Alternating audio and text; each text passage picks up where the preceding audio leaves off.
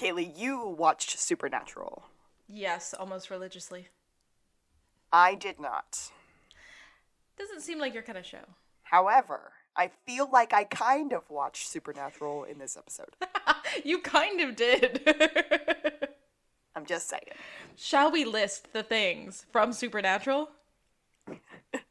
So the best part, my favorite, is that they straight up reused the set from the episode All Hell Breaks Loose. That was the Supernatural episode, and they just straight up reused it for this episode of Psych. I mean, they were both filming in the Pacific Northwest, largely Vancouver, British Columbia. And so, yeah, I was like, I'm not surprised there's so much overlap with people and places and things. So, speaking of people, every one of our guest stars in this episode was on Supernatural at one point or another. I don't think James Brolin was. That's a fair point. Not James Brolin. So like our biggie, our big get of the episode is a little more I don't know, like old Hollywood-ish. Yeah. More classic. Not quite Kirk Douglas, but still. So obviously we talked about it a bunch of times. Timothy was in Supernatural as a reoccurring character, right? He was Cain, as in Cain and Abel Cain. Okay. As in, like, had a whole story arc centered around him. And then he showed up later again. Like, it was wild. Jim Beaver, Linda Boyd, John Trench, all we'll see in this episode as different characters. And all of them, at one point or another, were cast in Supernatural. So Jim Beaver is probably, like, the most present because he's, like, beginning to end recurring in different, but like mostly the same role, but if you know the universe, you know it gets blurry. But yeah, he's Bobby Singer, who was named after an executive producer, Robert Singer. But yeah, he's all through it. There's a few of those in this episode too, by the way. I kind of thought so just because of the way the names hit, but I'm excited to talk about those. But then, just to throw some other fun facts in there, Jim, Brent, and our very own Lassie were all in Deadwood together. Another Western. Yeah. And then Jim and Brent were both in Justified together. Another Western. Which our dads both probably love. Yeah. Oh, my husband loves both Deadwood and Justified. I would be lying if I said that we didn't have copies of the DVDs in our basement right now. I'm not that surprised. Oh, man. So the episode itself is it's a pretty good one, but Kay and I chatted before the episode, and I'm with you, Kay. Like, when I was watching Sean psych out in this episode, I didn't know what he was psyching out about. Like, I knew who the murderer was. I kind of remembered what had happened, but, like, I had forgotten about a ton of it. Oh, yeah. And there's a part in this episode that we will get to, but it both complicates and supports my running theory. So we'll get to it. Okay. I'm excited to hear it, because when I watched the episode, I had a moment of, maybe Sean really is psychic. Yeah, and mine is that plus. So, I mean, it won't come as a surprise to you, but we'll get to it for sure. Okay. Well, I'm excited. In that case, shall we start our show? It's showtime.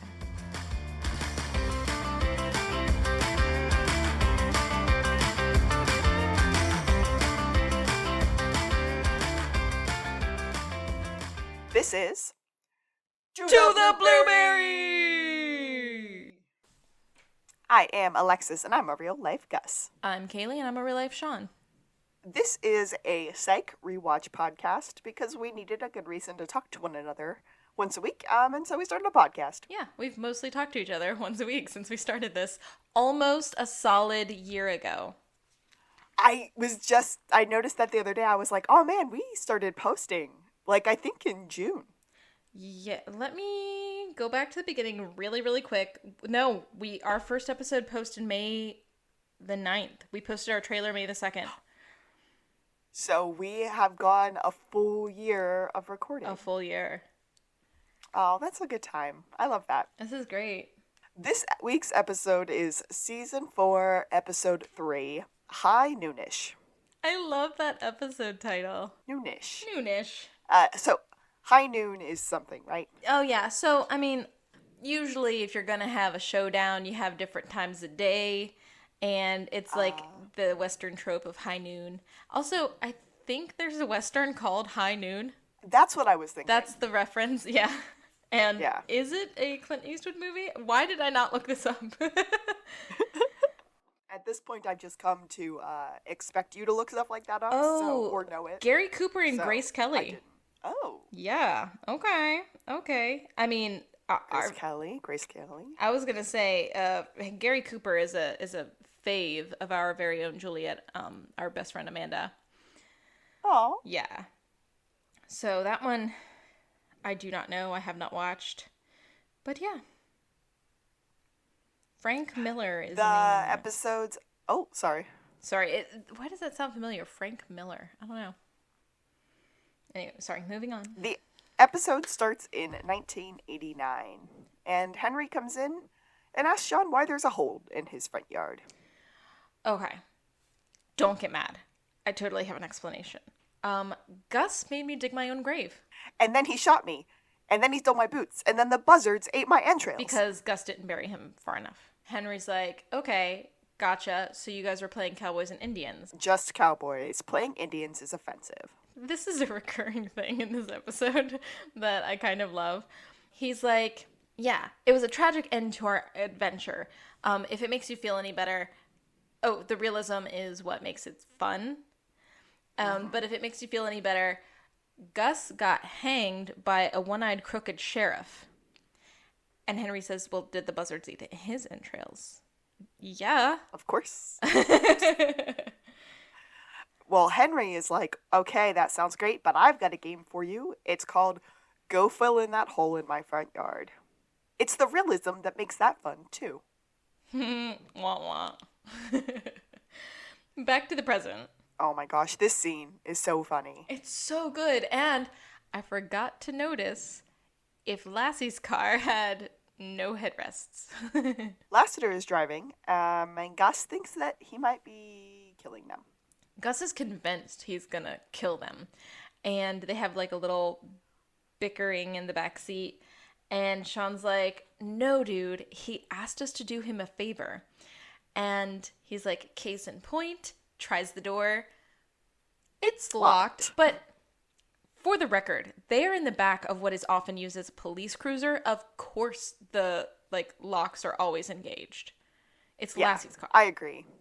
Gus is like, dude, this is your fault. This is for all of the pranks that you have played on him. Those were for team building. How do you build camaraderie by changing someone's bank account numbers? All right, flag on the play here, Kay. Is that something that someone can do? Only if they impersonate you very, very well and steal all of your other identifying information so that they can do that. If anybody could successfully do that, it would be Sean, but... True, because he's psychic. Lassie notices that they are being kind of weird, and he's like, what's going on back there? Don't they flat out ask him if he's going to kill them and dispose of them in, like, an aquifer? Yeah. And he said, no, I'm not going to shoot you. And then Gus said, he didn't say anything about stabbing. Yeah, knifing us is not off the table. But Sean is like, what's up with all the secret around this little favor we're doing for you? So what's with all the secrecy, you handsome, pasty-faced devil? I feel like that's a very Western thing to say to someone, too. I like it. This is not official, and it's way outside of Lassie's jurisdiction. But he knows that they are good at finding things from nothing, and he needs a little bit of that right now. Yeah, he needs to use that gift. Oh, yeah, those were his words. He says, the sheriff of this town is an old friend of his. We arrive at a place called Old Sonora. But we park near some other cars in a place that doesn't look like anything.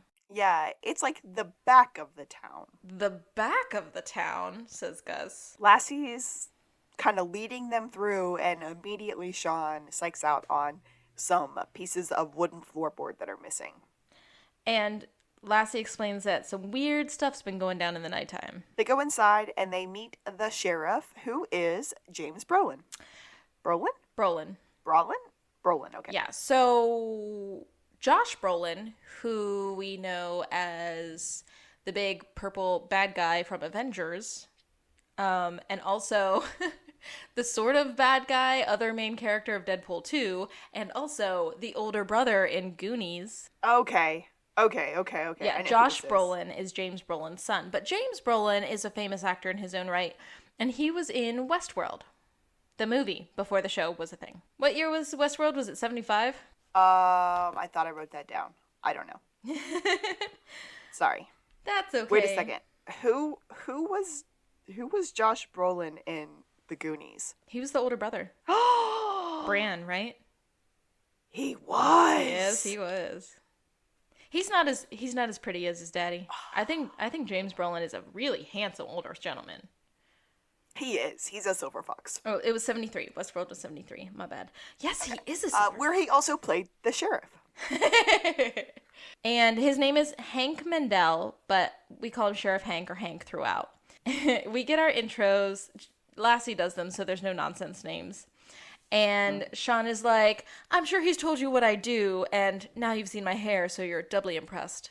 Hank said, I didn't even want to bring you out here, but Binky insisted. Binky? Binky? Oh, you don't call him Binky? So, Lassie... We do now. We do now.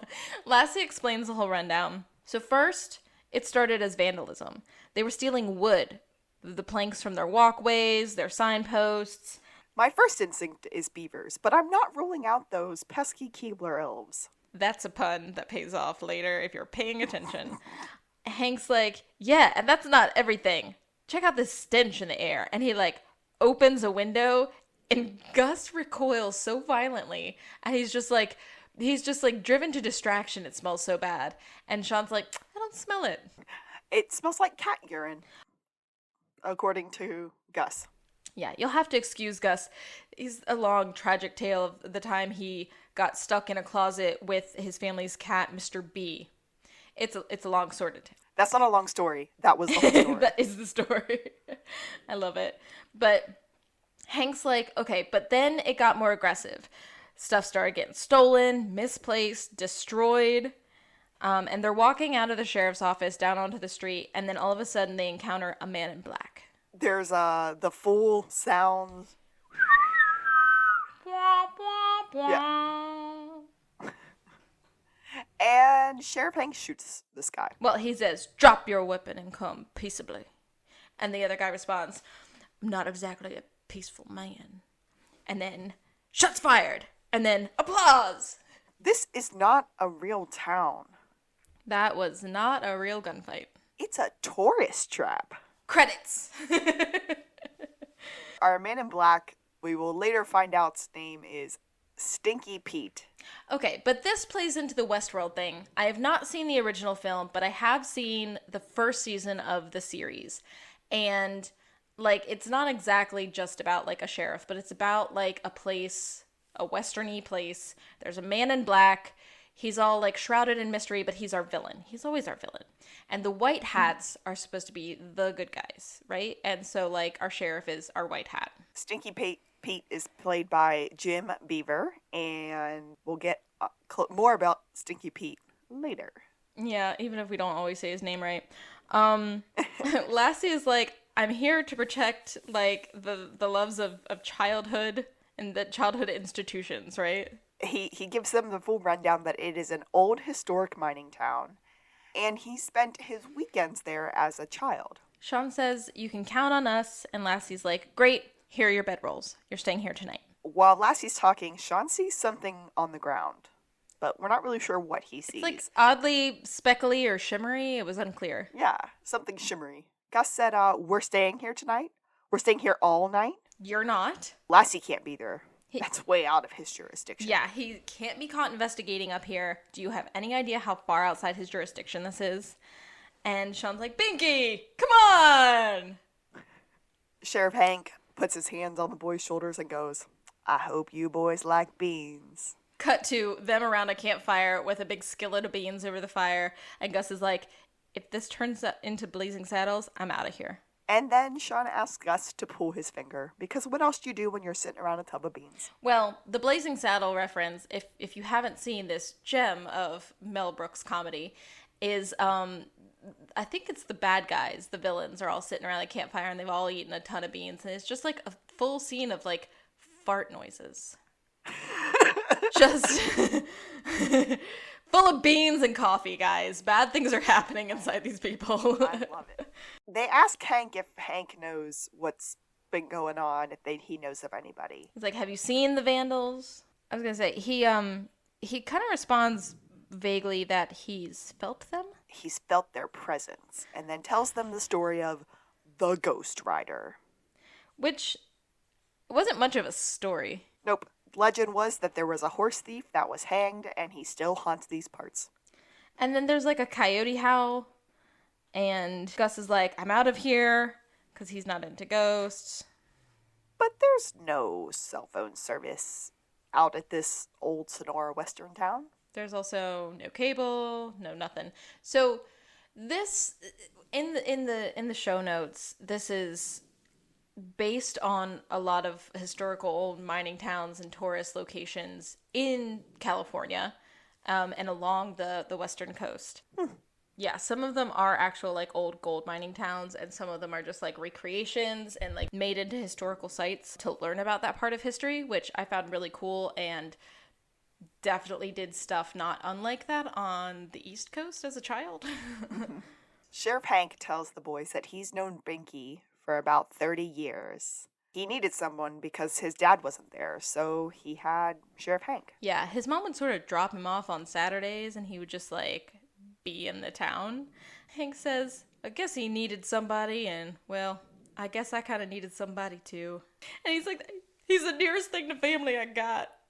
But then Sheriff Hank hears something that is spooking the horses, and he gets up to go investigate. Gus is being really cynical about it. He's like, "Oh yeah, great part of history to preserve. No cell phones or any like comforts or anything." And Sean just kind of says that he gets it. I think I'm starting to get why Lassie loves this place so much. It represents a simpler time when people weren't so preoccupied with the distractions of modern life.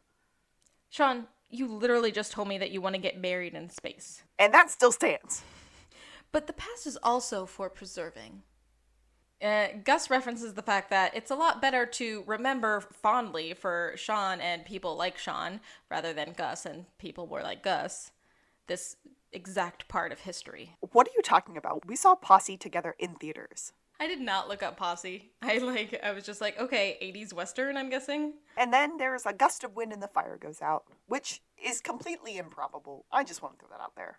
Oh, it's a 1993 film. Oh. Mario Van Peebles as Jesse Lee. It's got a Baldwin, a Billy Zane, a Tommy Lister Jr., a Melvin Van Peebles, Blair Underwood. Ooh. Okay. We might be watching Posse. They go try to find Hank. They yell for him. Gus is like, "Dude, I just want to get out of here." He's giving him the tough love. He's like, "You know what? This place is falling apart. Maybe it's just not being taken care of." He's really given the tough love. Like, you know what? It's probably nothing. It's probably not even a vandal. At worst, this guy probably has a terrible cat problem. And then Gus trips, and Sean said, "Don't freak out. It's a body." A one-eyed body. And then they run away screaming. It was like such a terrible fake body, and it was missing an eyeball, and it was just like very heinous. Oh, I don't find myself looking at the dead bodies very deeply, so I didn't catch that. I mean, sometimes that's the only acting gig somebody got that episode. Yeah. They go running. There's no Hank. There's no horses. And the very first thing that Sean sees is this weird, like, limping-looking shoe tread. Yeah, it's like footprints on one side and dragging footprints on the other side, which, you know, is pretty obviously a limp. But then he goes, "Wait, do you hear that?" It's a horse stampede. And then, out of nowhere, Hank goes, "Get out of the way!" Pushes the guys, and then he gets trampled. He's got a pretty bad slice on his leg, and so they've got to get him some help. And where else do you go for help but Henry's? So we're at Henry's. Hank is being helped into the house by Henry and Lassie. Lassie is very upset that he sent them out there to find out what was going on, and they almost got Hank killed. And everybody's saying how Hank should be going to a hospital, but Hank doesn't believe in hospitals. And then All Henry cares about is the fact that he's potentially bleeding on his couch. He puts down a towel underneath Hank, which I find important for two reasons. One, because there is a pineapple right behind him. There's a wooden carved pineapple on the mantle. But also because later on we're going to find out that Hank left some blood on his couch, and that's Henry's fault. He shouldn't have given him such a small towel. Okay. There's a gash in his leg. It's too deep. Henry says, I don't have any anesthetic or anything. And that's cool because Hank also does not believe in anesthetic. Gus, bite down on my right toe to make me forget about the pain in my leg. What? I'm not biting your toe. When a man asks you to bite his toe, you bite his toe. That was from Lassie, and no. Also, he gets handed a bottle of what we can assume is scotch or whiskey, and that'll have to do. And Henry's going to stitch him up, but it's deep. He really should be like off his feet, resting, recuperating, if not in a hospital. Sean thanks Sheriff Hank for saving them, and Sheriff Hank is like, you know, it's my job. Gus is like, it's not your job, it's your town. You're the one who owns the place. Lassie calls Sean aside and is afraid they're going to shut down the town. And leave Hank destitute. He simply cannot have that. Don't worry, Binky. I have a plan. So we're back at Old Sonora, and Sean is now striding around as the sheriff. Sheriff Sean comes out and starts talking to all the actors who are there, and he goes, drink it in. Like a bottle of laudanum. Laudanum? Laudanum. Yeah. There's a new sheriff in town, guys. It's me. And basically, while he's monologuing, they all just start walking away until it's just the bartender left. And then he also walks away. And then Gus wants the Spurs. Also, Gus is the blacksmith. At the SBPD, we find out that the county has identified the body as Frank McBain. And Frank McBain is a Santa Barbara resident. But Frank McBain is a mixture of names from Once Upon a Time in the West, as well as Sweetwater Land Corp., which we'll hear a little bit about later. But those are both references to that movie.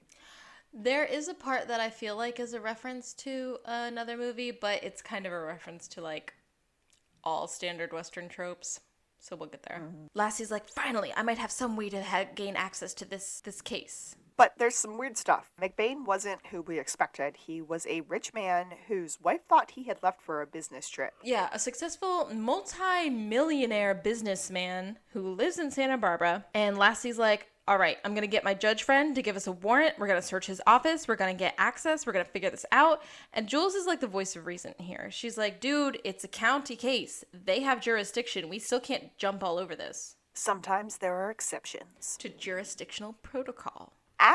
They do, I guess, get that warrant, and they head to McBain's office, and they find a little map that shows that all the land around Old Sonora has been purchased. Also, that there's a new toll road that they're putting in that might be going through that land. Yeah, like right at the top of the Old Sonora land. That is the only spot in the middle of these properties that isn't held already by McBain Industries or McBain Holdings. So Lassie's like, what the heck is this toll road? That's supposed to be 10 miles to the south. But they haven't voted yet. Lassie's like, oh my gosh, this is it. This is motive. They were trying to get him shut down. And now they got Hank run over by horses. We solved it. High five. Except now the chief is there with the county sheriff.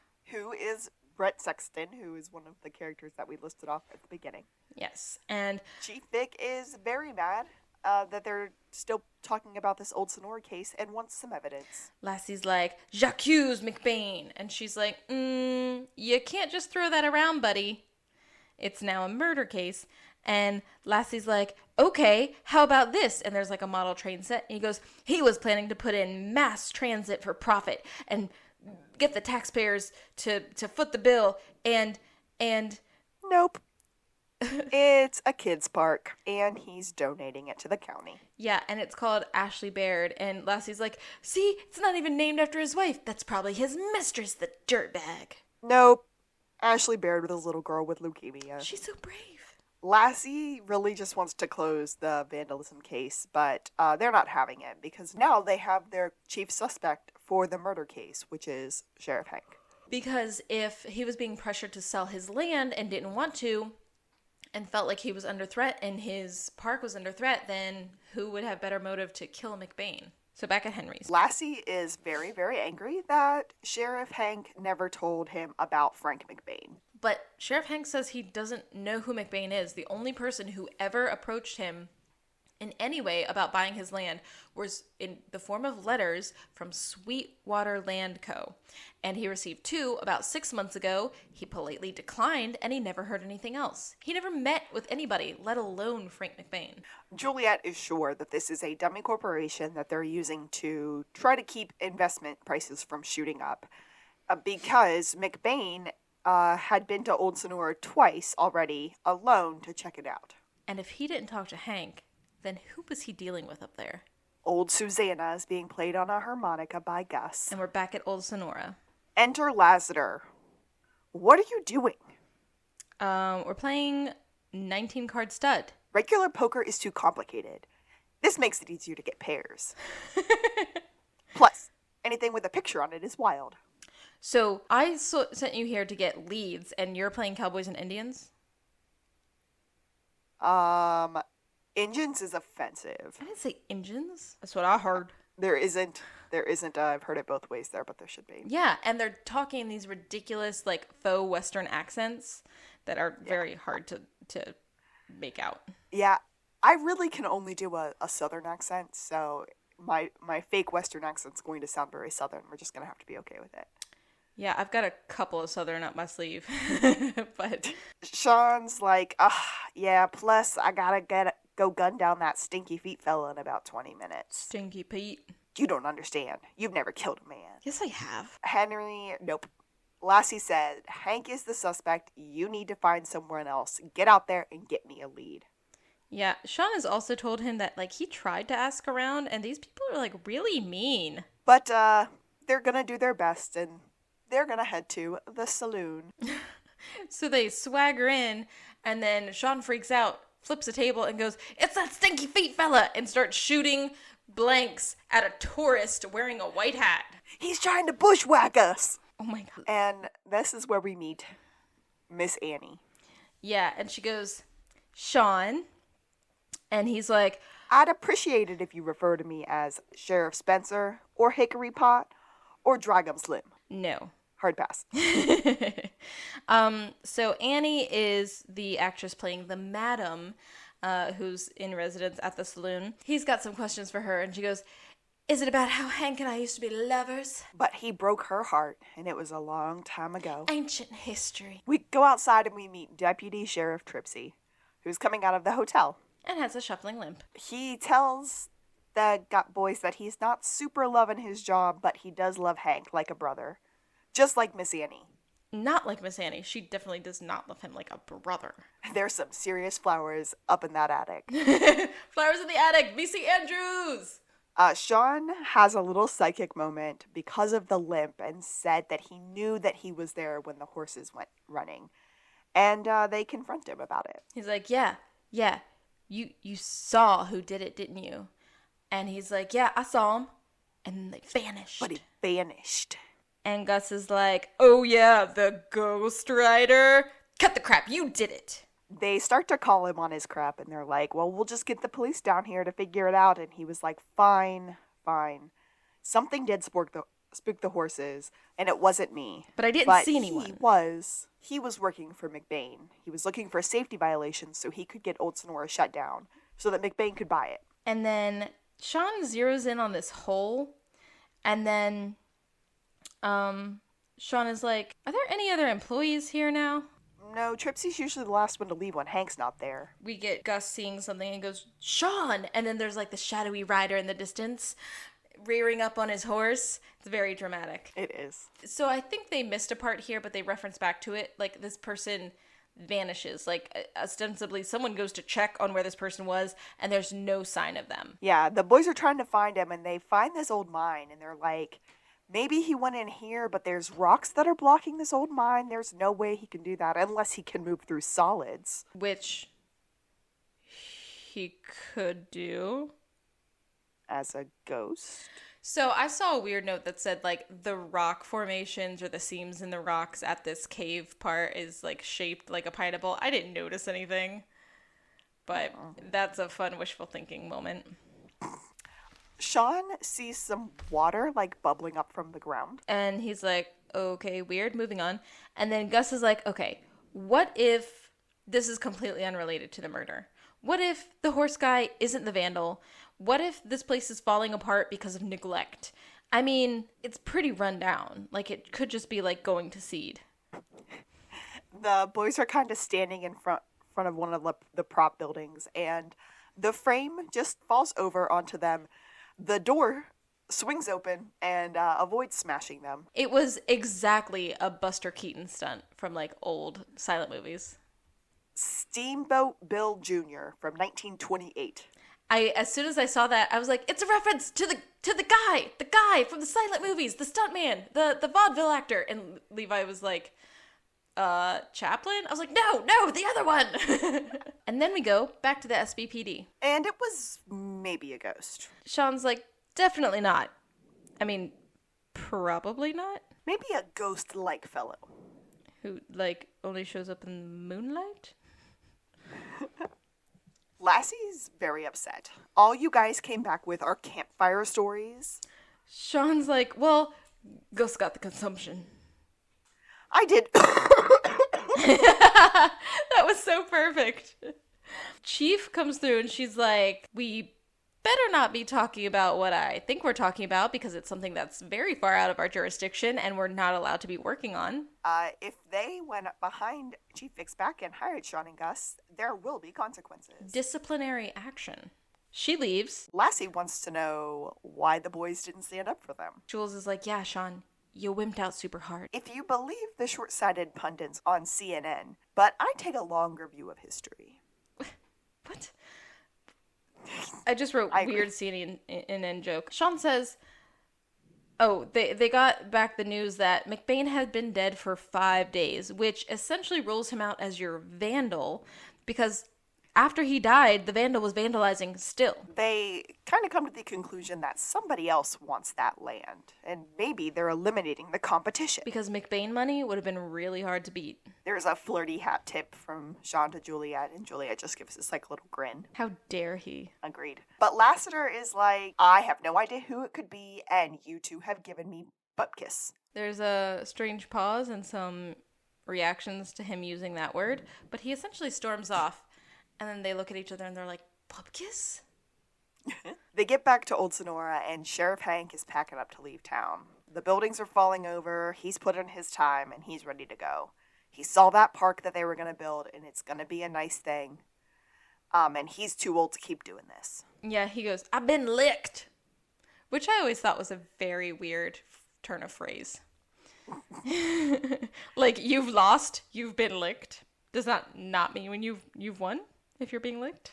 I feel like if I get licked, I'm losing. By a person. Okay. Yeah. Sheriff Hank has accepted the offer. He's out of here. Tripsy is gonna handle the last show. Oh my god. And he picks up this picture of him and little baby Lassiter. Little baby Binky. Like, they did some Photoshop. But it was very adorable. At the Santa Barbara Police Department, Chief Vic calls Lassiter and Juliet into the office with the sheriff. And Lassiter is like, I'm not doing anything. And then we find out that they are being invited to help with the case. Yeah, the county sheriff is there again, and he's, like, officially inviting them in. And he says, ballistics came back on the bullet that killed McBain, and it's weird. We were kind of hoping, since you have a lot of expertise with armaments, that you could look at it. Lassie sees it and said, I know exactly why you've never seen it before. It's from a gun that's over 100 years old. It's from an original 1873 Colt Peacemaker. Dun, dun, and then dun. Just sad faces. So, back at Old Sonora, Gus and Sean are helping Hank pack up his truck. He's packed light. And they're like, are you sure you don't want to take any of this stuff with you? Maybe a wagon wheel? That barrel over there? In comes Lassie, and Lassie's got this stone cold look on his face and says, I need to see your pistol. So Gus is like, what? What are you talking about? And Sean's like, come on, man, don't be crazy. And stay out of this, Spencer. Hank hands it over, and Lassie takes a look over it, and he goes, why have you been firing live rounds, Hank? I saw a rat, and I shot it. Lassiter tells him that he is under arrest for the murder of Frank McBain, and tells O'Hara to read him his rights. Lassie walks away, so sad. But let's go back to I saw a rat and I shot it. That almost sounds like a confession to me. Yeah, if it's a double entendre. Maybe he just saw a rat and shot it. Yeah. And he's just saying it too sassy. Yeah. I mean, that's fair. We go back to Henry's, and Sean is all kinds of cut up about this. He's just like, man, it's killing me that I can't break this because Hank is innocent and I know it. Henry just doesn't really care and says, the important thing here is, how are you going to help me get Hank's blood out of my couch? Also, I don't know how we get here, but Henry is like, it sounds to me like maybe you think very highly of Lassiter and you were doing him this favor, and so you're seeing everything through his eyes, and it's a simple case of you getting too caught up in this with emotional transference. You don't use words like transference. Have you been secretly hanging out with Mom? We maybe dined together the other night. Dined it together, and then there's a reference here that I didn't get. I heard it, and I didn't write it down. It's like a hoity-toity man. Anyway. Yeah. Henry suggests that he goes back to Old Sonora, and he looks at it, but this time he takes off his rose-colored glasses that came from Lassiter. He says that the emotion swirling around this could be clouding Sean's judgment. I think what he's trying to say is Sean's third eye isn't psyching out as hard as it can psych out because he cares too much. I think this is the development of my theory. I think that Henry has so trained Sean to be hyper observant to hide from himself and everyone else that Sean is psychic. Because if he can explain things away another way, then it won't be the frou-frou, touchy-feely, supernatural stuff that no one's going to believe anyway. So, in that theory, we are hypothesizing that Henry is also psychic. I'm at least hypothesizing that Henry knows that Sean is psychic and is covering it up deliberately. Like it was a gift he recognized early, his natural talent. Okay, I'm gonna buy that. At Old Sonora, Sean and Gus are looking for that place where the horse and rider disappeared. Because Sean says there must be a logical explanation for all of this. I have one. The next dimension. Okay, Winston Zedmore. And that is a Ghostbusters reference that I did not get. I did, because it's the only Winston I recognize. I was like, does he mean Ernie Hudson, who was a guest star on this show a couple seasons ago? Is his name Winston? In the Ghostbusters, yeah. Ernie Hudson's character is Winston. Oh. Yeah, and he's the first actor to play Gus's dad. Interesting. I didn't catch that. I didn't know who Winston Zedmore was. I didn't know his last name was Zedmore, but I was like, must be him. And then I looked it up, and I was right. Sean sees some more bubbles. And he's like... coming from the ground. They kind of stand there and look at it, and Sean's like, what do you see? And Sean's like, And then there's sort of a creaking sound, and they sort of freeze, and then they fall, and they scream! Sean said, I think I broke my back, and my neck, and my arm. And there's a lot of coccyx talk from Gus. He's like, oh, I really think I bruised my coccyx. When I get home, I'm gonna have to rub oil on my coccyx. A deep tissue massage is exactly what my coccyx needs. Sean was like, please stop saying coccyx. What? It's the word. That's what it's called, Sean. They are in an old mine shaft, and it's not authentic at all. No wonder it's not on the tour. Yeah, Sean sort of finds a lamp that they're walking around with. There's modern tools, and they look like they're being used. And Gus is like, dude? And then he puts the lamp up, and they see a shimmery wall. All this is about copper? Gus is like, man, that's gold. Can I just rant for a second? By all means. Am I wrong in saying that gold is a freaking useless metal? Oh, yeah. Like, it's terrible at heat conduction. It serves no other purpose. You can't really use it for much besides the jewelry and decoration crap. Copper is much more useful, and it's also very, very expensive and rare now. It's like people are always stealing copper wiring and copper pipes and trying to dig that crap up. I mean, that stuff is going to be more than worth its weight when the apocalypse comes. Let's face it. You can use it for stuff, and like it's more worth mining in my humble opinion. I totally agree with you. I think gold is dumb. Gold is dumb. I don't know why we ever... That's not true. I know why we lived off a gold standard, but it's stupid. How did that even start? That's so dumb.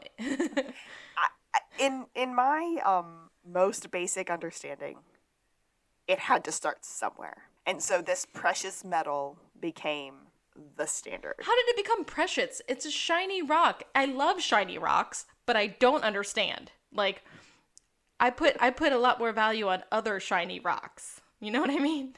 I feel you. Okay. Well, here we go. We get a Gus rundown. Gotta love a Gus rundown. The city is not being vandalized. Because of the mining going on and the wood being stolen to help support the shaft, the water has been poisoned, which is a normal side effect of shaft mining, and the foul odor is from the exposed sulfur deposits. Was it the water poisoned or water collecting in sinkholes or causing sinkholes? Well, so the argument can be both, but the water was poisoned. At least that's what Hank said early on. Did he? He did. I missed it. Sean sees some more stuff on the ground. And he has this recognition of where he saw that stuff before. On someone's shoe in the back of a wagon taking away dead bodies? Yeah. It was that other gunfighter. That Stinky Feet guy. And then we get a ka-thunk, and then Gus is out cold, and the man in black says, "My name is Stinky Pete." How many times has Gus been knocked out now? I only thought this was like 2. Yeah. Okay. I think I'm mixing up. Did he get knocked out yet, or am I just thinking of the series at large that like he's been knocked out before? I think that he's been knocked out, and I think Sean's been knocked out a couple of times, and I think I might be mixing those in my brain. At the Santa Barbara Police Department, they tested the gun, and it wasn't Sheriff Hank's gun. He approaches Hank and he says, "The ballistics don't match your gun." And Hank says, "I told you it wasn't me, Binky." But you didn't want to listen. It was most likely a twin to the gun that he had, however. And Sheriff Hank remembers that it was a set, and he knows exactly where the other gun is. Back in old Sonora, I just wrote SP. Now I have a throbbing head and a throbbing coccyx. Coccyx. There it is. Coccyx. I might have just cut all that out. Stinky Pete says, "Who are you really?" And Sean says, "I'm a psychic." And then he gives the full psychic breakdown. So he says, "You were also working for McBain. And you had all the stuff that you needed to get the place shut down. But you checked the mine and you found gold." He killed McBain to slow down the buying of Old Sonora to give him more time to mine. He was the rider that they saw because no one looked to see if the rocks that were closing the mine were actually real or not. It was never actually sealed. And Stinky Feet points out that there is over $1 million worth of gold here. Sean is like, "Yeah, but like at what expense? Murder?" You're not only a murderer, but you're a thief. This gold belongs to Hank, and he has been more than fair and generous with all of his employees, including yourself. "I guess after playing a bad guy for so many years, the line got blurred." They say the same thing happened to Yul Brynner. Which is another Westworld reference. And then Stinky Feet knocks out the wood and traps them inside the mine. Gus finds a spoon, and then he starts scraping along some rocks, and he's like, "We could dig ourselves out. It worked for Tom Robbins in Shawshank." Get busy living or get busy dying. Sean is like, "That makes me Morgan Freeman. That's incredibly weird." Sean sees water, and he picks up the tools to start to break out. He's like, "Why did Gus grab a spoon?" when all of the mining tools were still there. Because he's seen too many movies, Alexis. So they both grab pickaxes. So we could make the Shawshank reference. Yeah, that's why. That's exactly why. We each get pickaxes and we're going at the wall and we're tunneling through. And they end up coming out from underneath the sheriff's building. And then we get a showdown. Lassiter is calling out Stinky Feet, who you keep referring to as Stinky Feet, which I love. Throw down your weapon and come peacefully, says Lassie. It's the exact lines from the showdown that they do on a regular basis at this town. Also, it is a reference to the good, the bad, and the ugly. Okay. So this next part I wrote down is like a the Quick and the Dead reference, but it's really just any Western because we've got like intense Western music, we've got coyotes howling, we've got like just all the tropes, and we get like a lot of eye shots, like we're seeing Gus and Sean and Lassie and Pete and Gus and Sean and Lassie and Pete, and then it's like people are like unlatching their guns and getting ready, and it's like a full like shootout about to happen. One of the tourists goes, "How can you tell which one's the bad guy if they're both wearing black?" Which is, in movies, they usually always dress up the bad guy in black, just so you can tell. The full sound effect happens, the showdown happens, and Lassie gets the shot. Yeah, but I don't think he kills Stinky Feet. I think he just, like hurts him really bad, because don't they, like, pick him up? They do. The tourists boo at him, and he goes, "I'm the good guy, you toothless hillbillies, though I did just shoot a man, so for real, you need to clear out of here." I just wrote, last scene.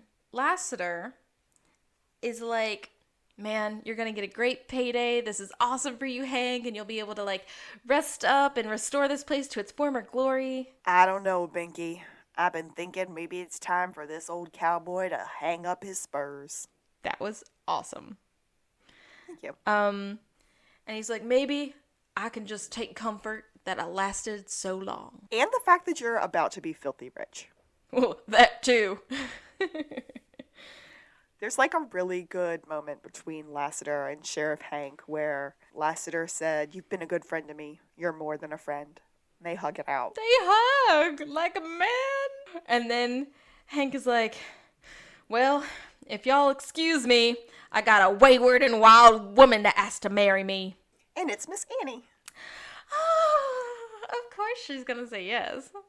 Like, it's James Brolin. Say yes. Sean said, "Look at that. She's about to give up the world's oldest profession." Sean, she was never actually a madam. Agree to disagree.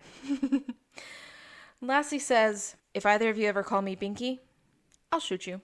Understood. How about one more time for old time's sake? No. Okay. And that's it! Definitely, like, I didn't know what the shiny stuff was.